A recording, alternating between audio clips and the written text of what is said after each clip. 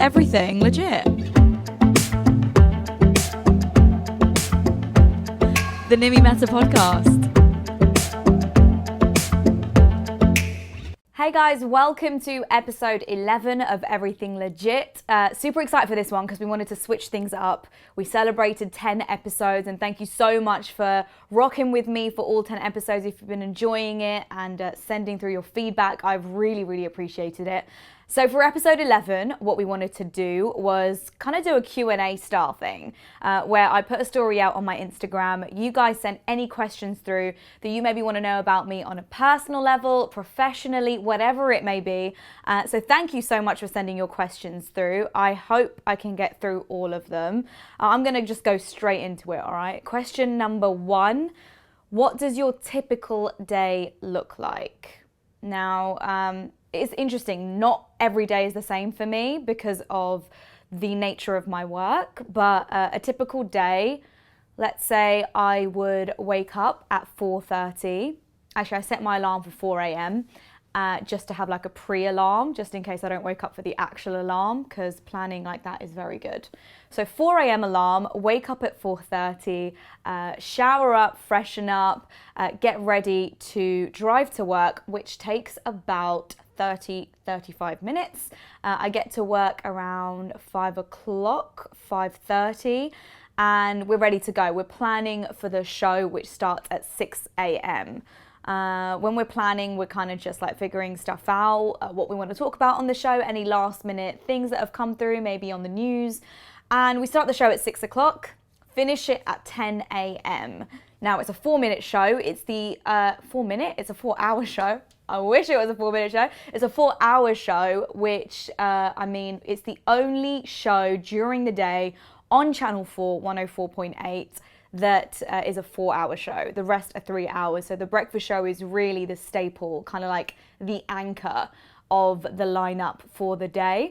So I finish the show at 10 o'clock. I have some post debriefs of the show, how it went, any future planning, any meetings that we may have, any post-show filmings that we want to do, we go and do that. I'm usually at work till midday, 1 o'clock sometimes, and then I head home. Now recently what I've been trying to do, and for a long time I did it last year, was get to the gym straight away.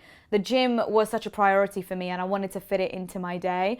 So even if it was half an hour, I would really try to get that in just to make myself feel like I'm doing something for me, which is a really important thing for me.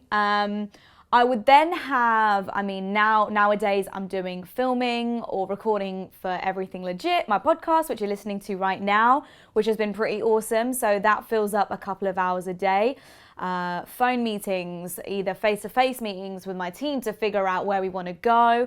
And that's it. Before I know it, it's 6, 7, 8 o'clock. I also like to edit a lot of my own footage, which you see on my Instagram. So I take a lot of time doing that because I'm a perfectionist and sometimes it's the detriment of me, but I do it anyway.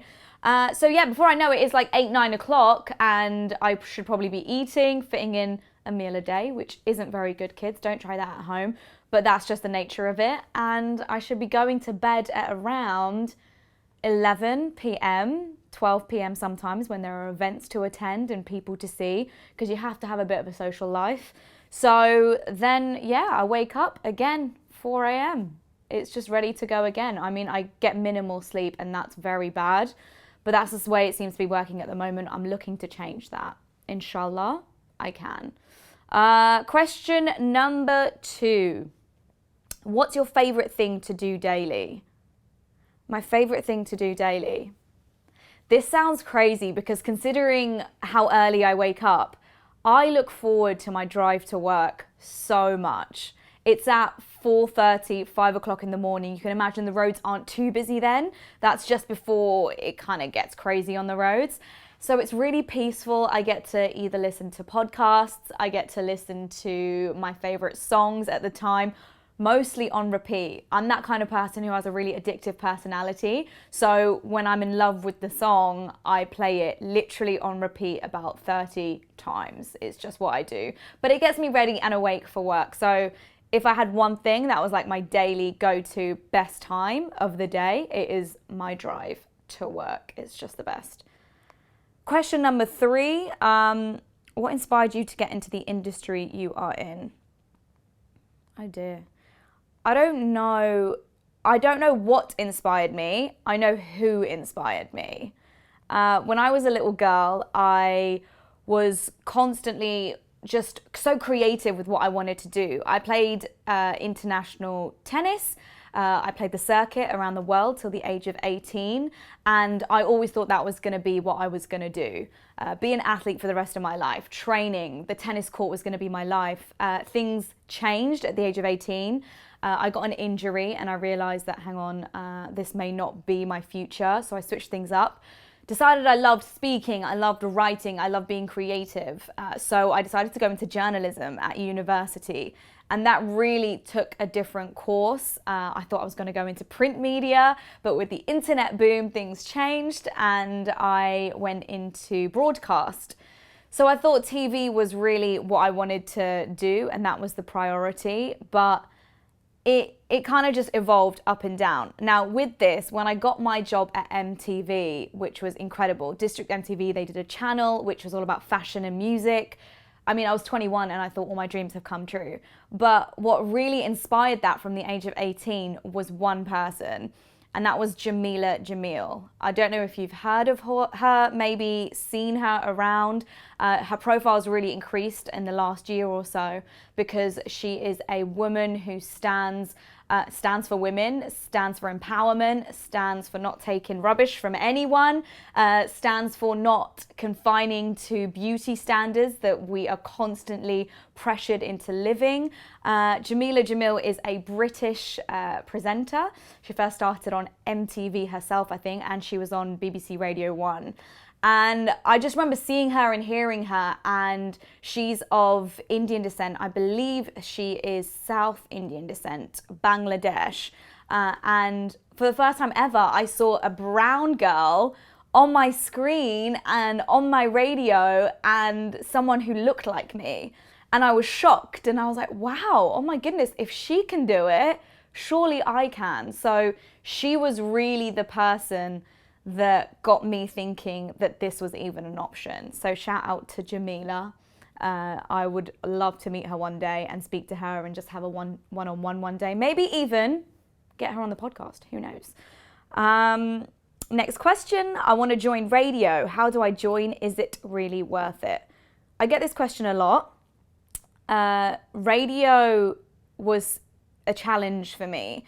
And TV was something that came quite naturally to me. I love doing it. I love working the camera.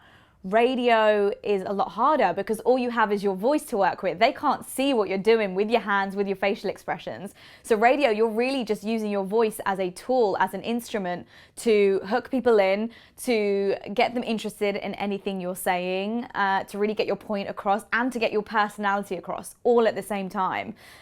Radio is an amazing thing. I think that to be able to reach so many people all at one time, you know, it is just, and I don't think radio is ever going to leave. Radio here in the UAE is such a staple. It's something that people need in their cars when they wake up in the morning, probably due to all the traffic that we sit in.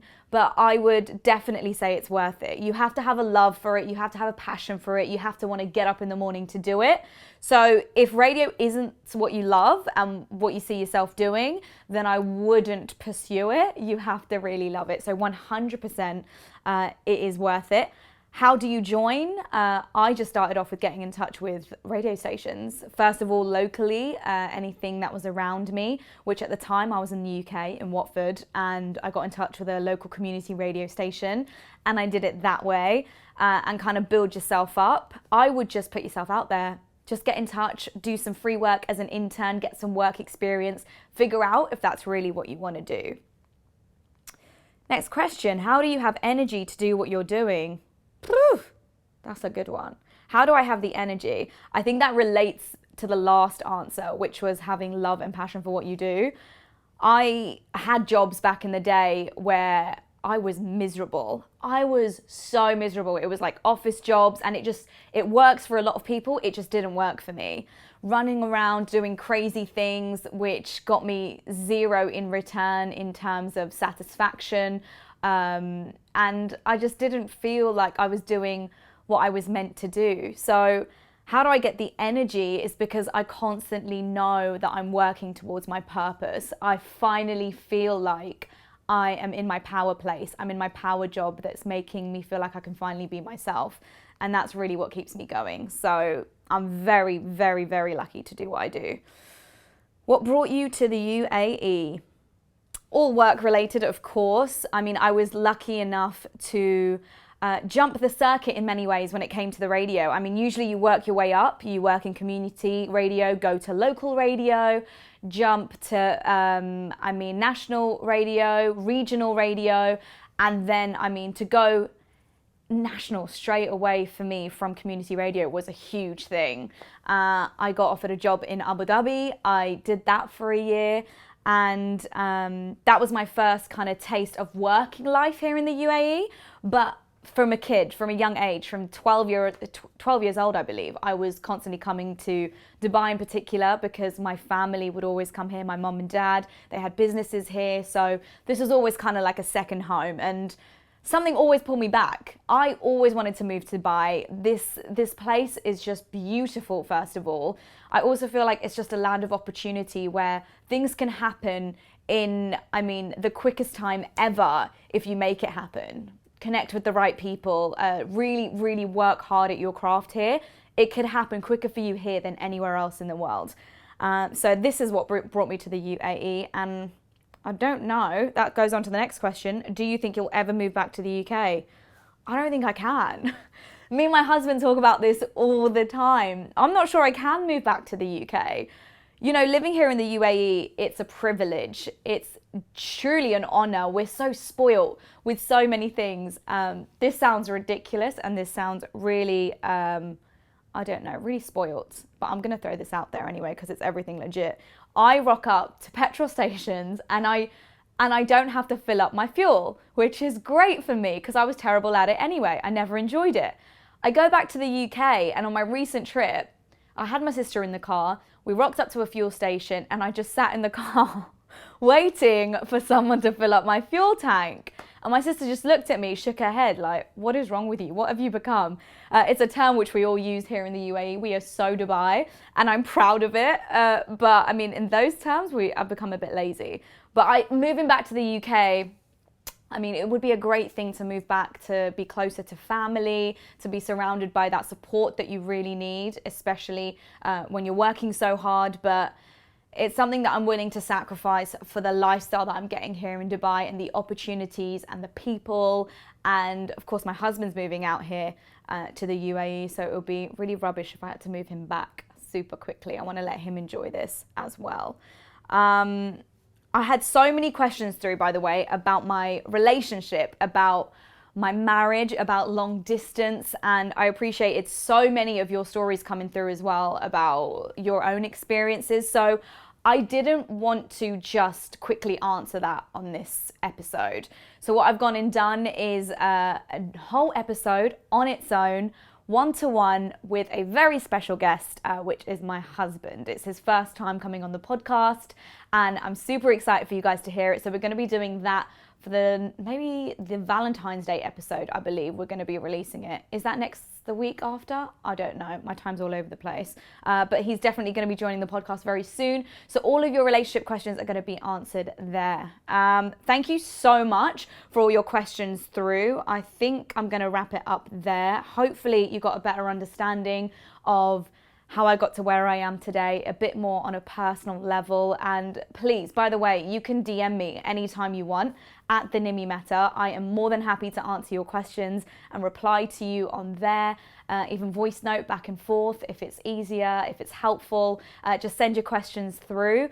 Thank you so much for listening to this episode. If you enjoyed it, make sure you give it a 5-star rating on Apple. You can, of course, listen across all your favorite podcast platforms. Share this with anyone that you think this could be useful for. I really appreciate your time. Thank you so much. Until the next episode.